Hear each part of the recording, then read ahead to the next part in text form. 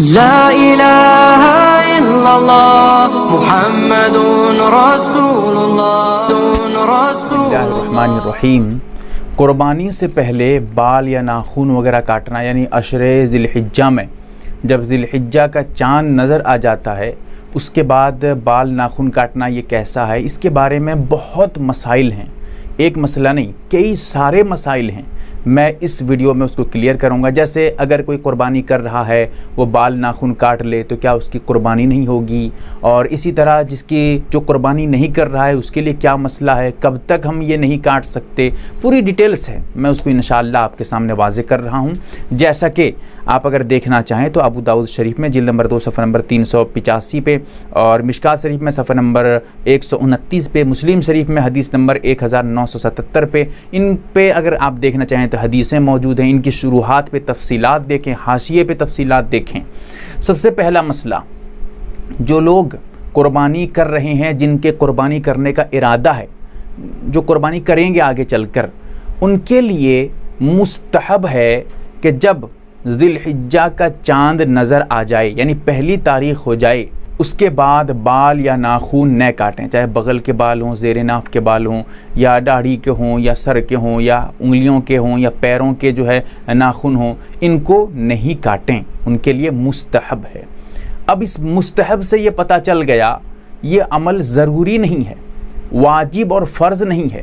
لہٰذا جو حضرات یہ کہتے ہیں اگر قربانی کرنے والا، قربانی کا ارادہ رکھنے والا بال یا ناخن کاٹ لے گا اس کی قربانی نہیں ہوگی، یہ بالکل غلط ہو جائے گا، کیونکہ یہ ضروری اور واجب ہی نہیں ہے، یہ تو مستحب ہے۔ مستحب اسے کہتے ہیں جس کے کرنے سے ثواب ملے گا، نہیں کریں گے تو کوئی گناہ نہیں ملے گا، تو یہی ہے مستحب۔ تو ایک تو اس کے لیے تھا کب سے کب تک، جب چاند نظر آ جائے اس وقت سے، کب تک نہیں کاٹے گا، جب تک وہ قربانی اس کی جو ہے اس کا جانور ذبح نہ ہو جائے، اس کی قربانی نہ ہو جائے۔ اگر وہ پہلے دن قربانی کر رہا ہے تو جب قربانی ہو جائے اس کے بعد کاٹ لے، پہلے دن کاٹ سکتا ہے۔ اگر دوسرے دن وہ قربانی کر رہا ہے تو دوسرے دن تک انتظار کرے، جب دوسرا دن ہو جائے تو اس کے بعد وہ کاٹے، تیسرے دن کرے گا تو یہی مسئلہ ہے۔ اب یہاں پر ایک اور سوال کہ اگر وہ مطلب بال وغیرہ نہیں کاٹا تھا، اب کیا اس کے لیے قربانی کرنے کے بعد بال اور ناخن کاٹنا ضروری ہے؟ نہیں کاٹے گا تو کیا مسئلہ ہے؟ یاد رہے وہ ضروری اب نہیں ہے۔ اگر یعنی یہ سمجھنا کہ جب قربانی ہو جائے اس کے بعد بال ناخن کاٹنا پھر ہمارے لیے سنت ہے، ضروری ہے، واجب ہے، ایسا کچھ نہیں ہے۔ ہاں اگر بال وغیرہ زیادہ لمبے ہو گئے ہیں یا ناخن بڑے بڑے ہو گئے ہیں آپ کاٹ دیجئے، کوئی بات نہیں ہے، لیکن یہ سمجھنا کہ جیسے ہم کو رکنا تھا ویسے ہی وہاں کاٹنا بھی ہے، یعنی چاند نظر آنے کے بعد کاٹنا نہیں تھا اس کے بعد کاٹنا ہے، یہ ایسا نہیں ہے۔ نہیں کاٹیں گے کوئی بات نہیں، کوئی حرج نہیں، یعنی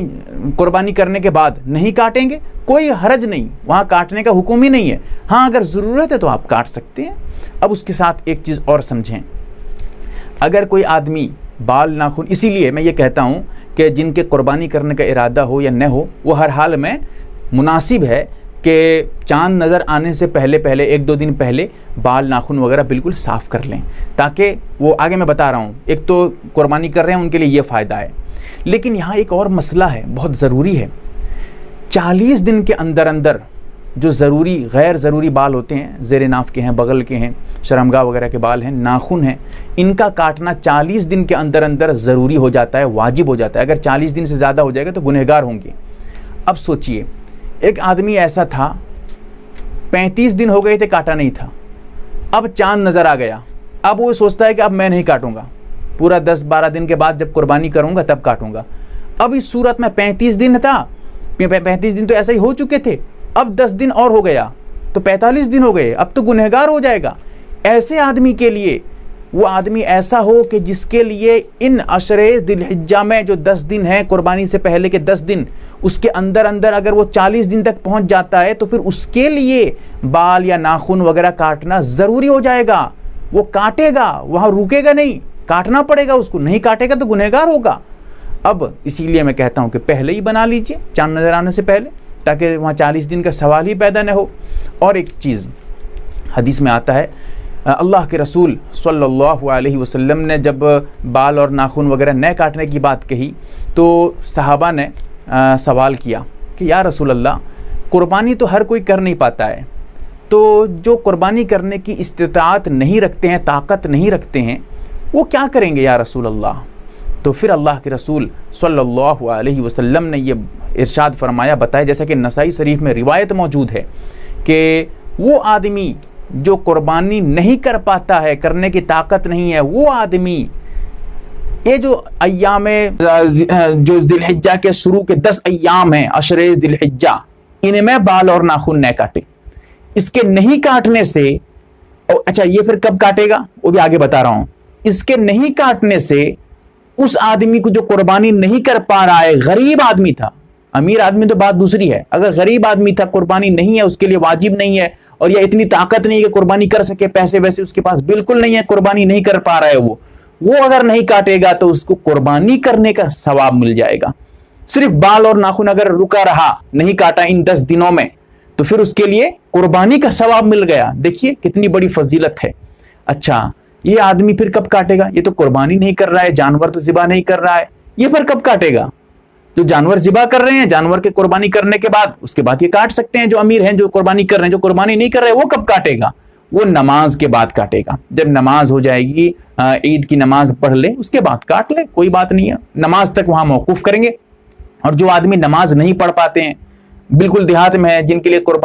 بقرعید کی نماز ہے ہی نہیں، وہ کیا کریں گے؟ ان کے لیے ہے، جب قربانی ہے تو قربانی کر دیجئے، اگر قربانی ہے ہی نہیں تمہارے لیے، تم قربانی نہیں کر رہے ہو، تو ایسی صورت میں اس دن میں زوال کے بعد آپ کر لیجئے، زوال تک موقوف کر دیجئے کم سے کم، تاکہ یقینی طور پہ آپ کا عمل ثابت ہو جائے۔ تو یہ پوری ڈیٹیلز ہے جو میں نے آپ کے سامنے رکھا ہے، پوری تفصیل ہے۔ اللہ تعالی ہمیں سمجھ عطا کرے اور شریعت کا مکمل